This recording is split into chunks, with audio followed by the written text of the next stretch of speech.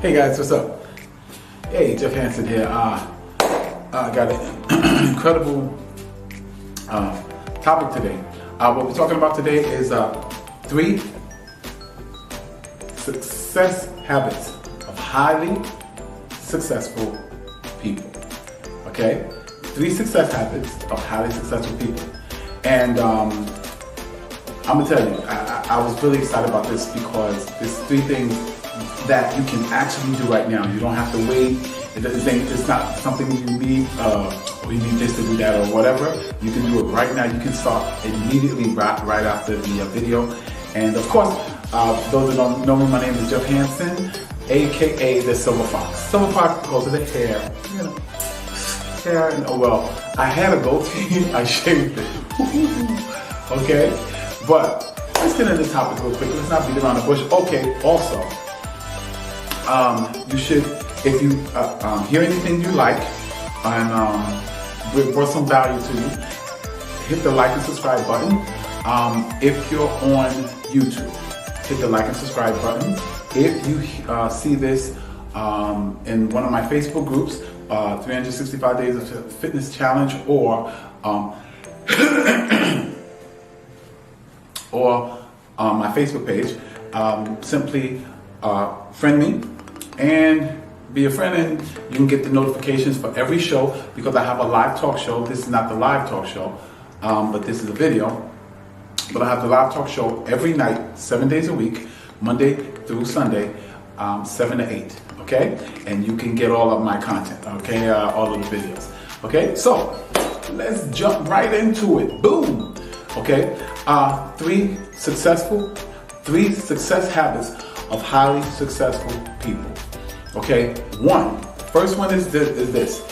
Be open to risk, or take risks, but be open to calculated risk. Meaning, you don't make foolish decisions. Don't go get all your money and put on a racehorse and wishing it wins. No.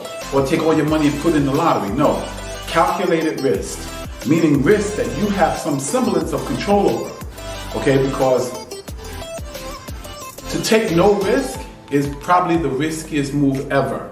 When you take no risk, that's like you're looking to live phenomenally. You're looking to live a very successful lifestyle, and with no risk, that's impossible. And that's one of the things I noticed about people that are not successful and people that are successful. People that are successful look for calculated risk. See, buying a house is a calculated risk. Buying an investment property is even a greater calculated risk. Okay? Successful people, they'll go, do you have benefits? And will I get paid every week? Where the highly successful says, if I perform, will I get paid? And the greater I perform, the greater I get paid. They look forward to that. But those that are not, they're not, they're risk adverse against risk, they don't do that. But then they're low risk, low reward. High risk, high reward. And the best kind of risk is a calculated risk, where it's a risk, a smaller risk, but it's a great big reward. Those are the ones you look for. So be open to calculated risk. Because I'm going to tell you something. Jim Carrey had a story about his family, which I thought was so powerful. He said that his father had a natural gift of comedy. So what he would, at parties and things like that, family gatherings, he'd have people in stitches rolling on the floor laughing. So he said his father could have been a great comedian. But he didn't take that risk. He knew it was a risk, and he decided not to take it. He became an accountant instead. A nice, safe accountant job, right? He ended up getting fired from that accounting job, and their family struggled to make ends meet, struggled to put food on the table. See, and he said the lesson that he learned, and I thought this was so powerful, he said the lesson that he learned from that was, you can fail at what you don't know. So you might as well go after what you love. Wow, that hit me like a ton of bricks. I said, you know what? That's true. And so I started gearing my life toward calculated risk. I started opening the door to calculated risk. It was a calculated risk that got me this beautiful apartment. It was a calculated risk that got me my vehicle that I'm driving now. That's actually having me making $1,400-$1,500 a week. It is, all these things are calculated risk. Calculated risk means starting my wholesale company. Calculated risk, building a gym and taking on clients to train. All these things are calculated risks. But I've been safe before, and I was working 12-hour days, standing in a warehouse, putting food in a basket. I've taken the safe way, and I ended up struggling every single day to make ends meet. No. I'll do it the way my mentor told me. Calculate the risk, Jeff. Calculate the risk, calculate the reward, and if it's worth it, take the risk. Okay? 2. Number 2 habit of highly successful people. Think big. Think big. There's a book that I read years ago called The Magic of Thinking Big. I've read it recently too. The Magic of Thinking Big. The magic of thinking big is, if it's not big enough, it doesn't create that excitement that gets you up early, to make you work harder than you've ever worked, to make you train harder than you've ever trained. It gotta be big. If it's not scary, it's not big enough. If it doesn't scare the people around you, and the people around you start laughing at you because you set that goal or that dream or that aspiration, it's not big enough. Do you not know it takes just as much strength to shoot for something small than to shoot for something big? But you know what the difference is? If you get something small, what do you got? You get something big, you got something that satisfies you, something that make you say, oh man, it was worth it. I remember it was a New Year's morning. I got up and I just started running. I wanted to run, and I went out running. And I said, this year I want to do something that I've never done before. And I wanted so far out of my comfort zone. Oh my God, I want it to terrify me.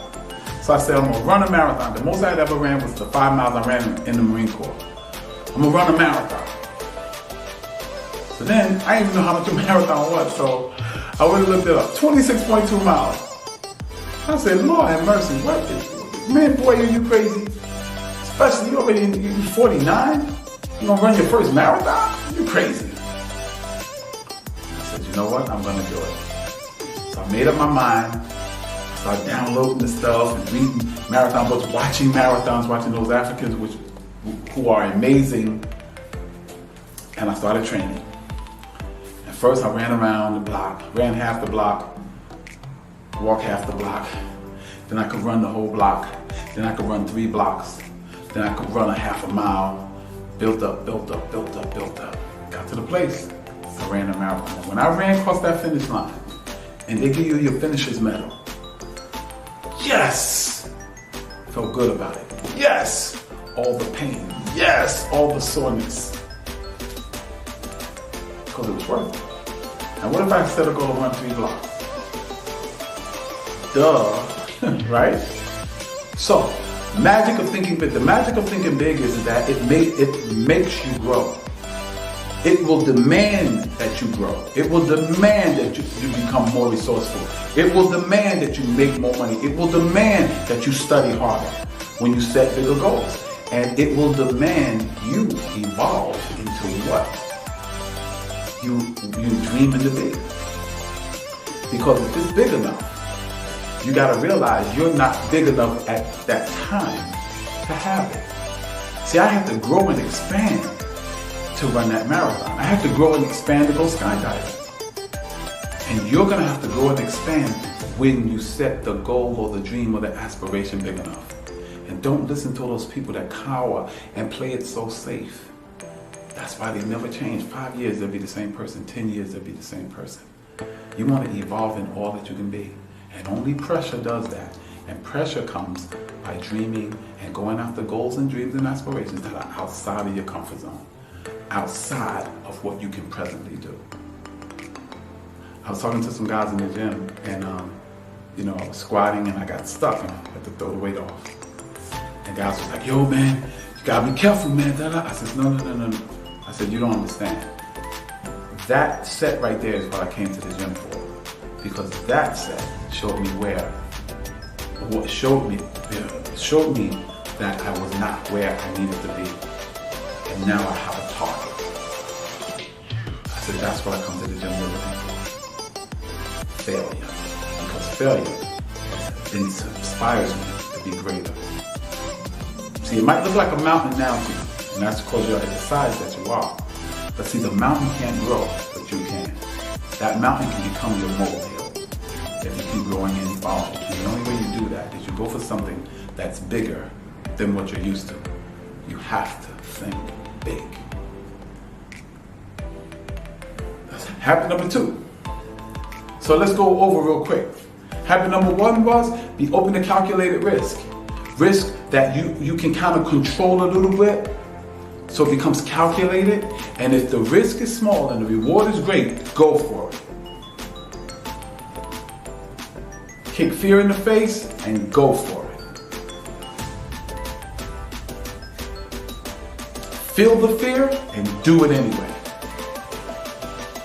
What's number 2? Thinking big. You have to think big. There's magic and there's boldness in big thinking. And it will create in you a desire to be a bigger person. And the bigger and greater you become, the bigger and greater you can build your life. Okay, let's go.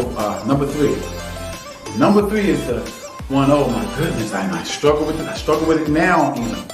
But I gotta get better and better and better. It's gonna make me keep growing. It's gonna make me keep coming. So I can grow into all that the Creator has put in me. And I can access all that great potential. And that is writing it down. Woo! That's one of the hardest things for me to do. Is have a notebook in my pocket and write it down. What you doing? Writing it down. What are you writing down? What I gotta do tomorrow. What are you writing down? The goals for myself physically, the goals for myself financially, the goals for myself spiritually, the goals for myself weight-wise, health-wise, blood pressure-wise. You know, I set those goals, my savings goals, my investment goals, writing them down, And actually writing it down, I said in another video on YouTube, on my YouTube page, is writing things down is the first act of creation that takes something out of your headspace and putting it into the physical world. It becomes the blueprint. And if you keep following and keep growing and keep coming, and guess what? That becomes starts to blossom into the manifestation of that thing that was once in your head. And remember this, as long as it's in your head, it's a wish. It doesn't become a goal until you write it down. So habit number 3 is write it down. It puts it deeper into the subconscious mind. It sinks that commitment level deeper. It intensifies that desire for it when you write it down. Especially when you write it down and hang it up in a place that you're going to look every single day. So write it down. So number 1 was, anyone remember? Be open to calculated risk. Be open to calculated risk. You cannot play life safe. No one